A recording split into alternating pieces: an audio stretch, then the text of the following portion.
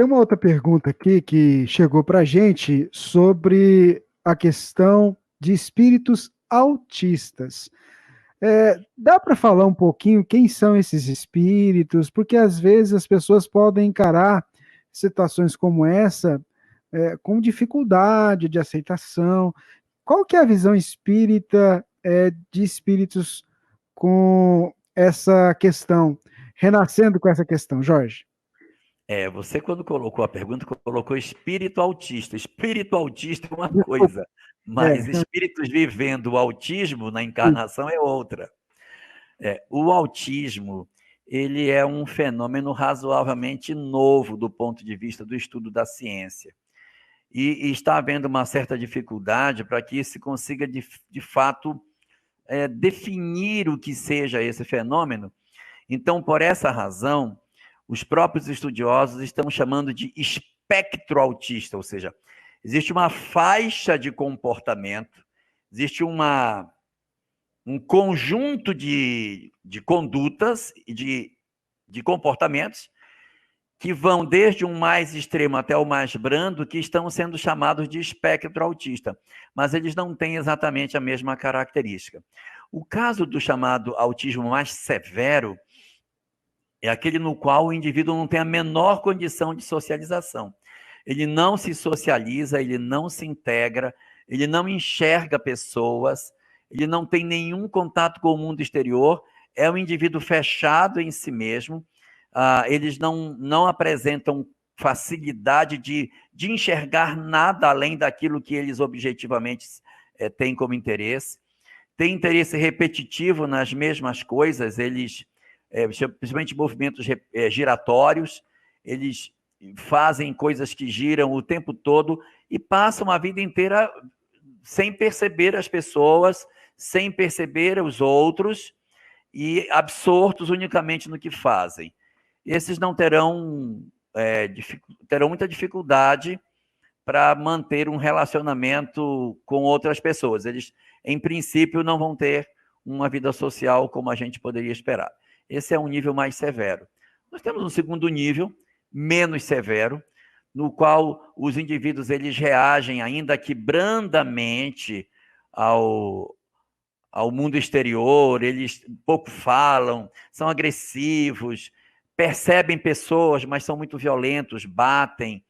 É um outro formato em que, no primeiro caso, ele está absorto naquele mundo dele e ele não tem contato com o mundo exterior. Esse segundo, que é do espectro autista mais menos, ele já se relaciona.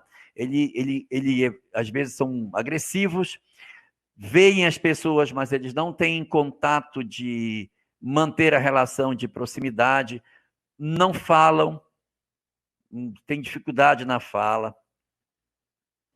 Tem um terceiro grau, que é um grau que vai para a escola, consegue entender algumas coisas, tem uma razoável vida social, costumam ter atraso na fala muito grande, entendem muitas coisas, mas gostam de se expressar apontando, se relacionam com a família, mas a forma de se relacionar é muito rudimentar, a vida social não tem muita expressão, mas eles conseguem. Eles levam uma vida no estilo deles, no jeito deles, respeitando as características dele. Tem que ser sempre aquela rotina, não pode tirar da rotina, tem que ter sempre uma pessoa vigiando, levando. Não, por aqui não, vem aqui, fulano, bora comer. Então, eles respondem a determinados comandos, mas com certa dificuldade. E na ponta extrema você tem o chamado autismo brando, que é também chamado da síndrome de Asperger, que é um fenômeno que atinge preferencialmente meninos, os meninos são mais afetos a essa característica, em que eles têm vida social. Eles vão para a escola, eles têm interesses por assuntos bizarros, eles demoram a falar, vão falar tardiamente, mas são extremamente inteligentes. Aprendem a ler com muita facilidade, são muito bons de matemática, são os nerds. Eles têm uma vida social bem prejudicada, têm dificuldade para fazer amigos, entendem tudo de maneira muito literal, gostam de estudar aquilo que as pessoas geralmente não gostam, eles gostam de estudar sobre dinossauros, sobre aranhas, sobre planetas. Eles não têm os interesses das crianças que, como que é aquilo que as crianças comumente se interessam. São tidos na escola como meninos esquisitos, eles têm poucos amigos, se aborrecem com facilidade, têm crises de raiva por conta de serem mal aceitos, têm dificuldade de se adaptar, mas são gênios, são incríveis. Muitos dos grandes homens que a gente teve, como Newton, Einstein, eles, segundo se crê, teriam esse tipo de síndrome, a síndrome de Asperger, que é o chamado autismo brando. Então, é um espectro bastante largo, que não dá para a gente dizer assim, essa característica é exatamente disso. Então, nós encontramos na obra Loucura e Obsessão uma discussão sobre autismo, mas não é do Asperger, ele está falando do autismo severo, em que ele diz que são processos dolorosos de espíritos que não querem fazer contato com a sua própria história.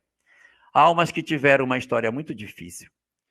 E ao reencarnarem, fazem um bloqueio para não acessar o seu próprio histórico.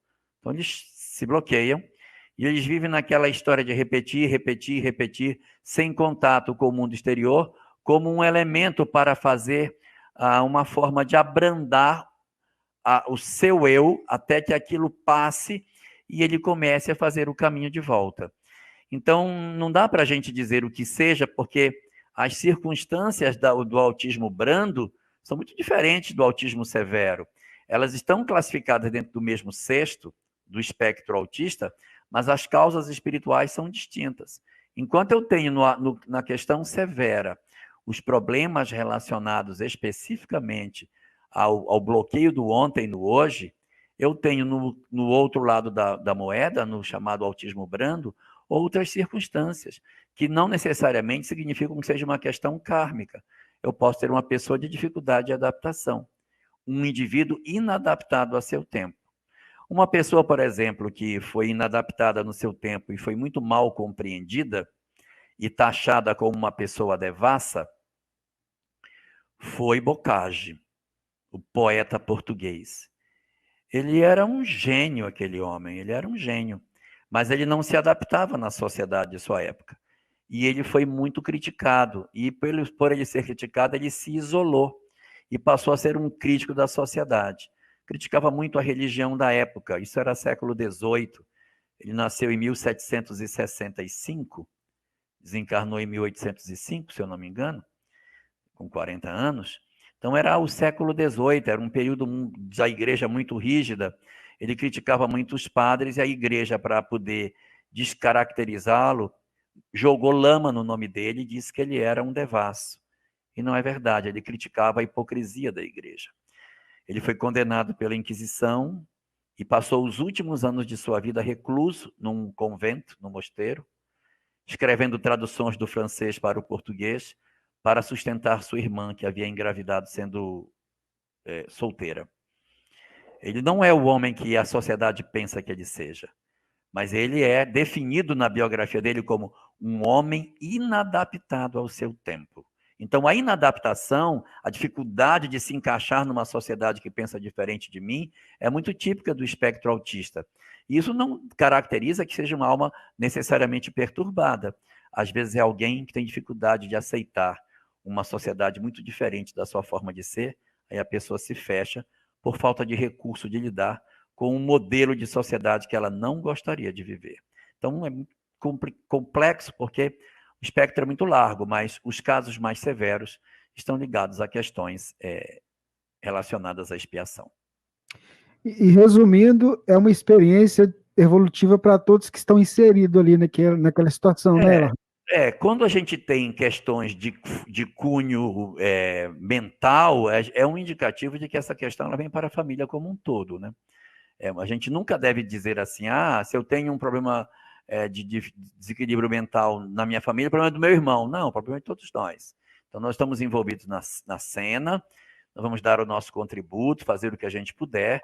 Talvez a gente não esteja envolvido diretamente no fenômeno, mas uma vez que ele comparece na nossa casa, no nosso lar, a gente passa a ter a necessidade de dar o nosso contributo para tentar resolver, uma vez que a gente está fazendo parte com a questão que está acontecendo dentro de casa. Então, você não pode se eximir, dizer, não, eu sou saudável, ele não é, então o problema é daqui para lá. Não, todos nós estamos inseridos no mesmo drama.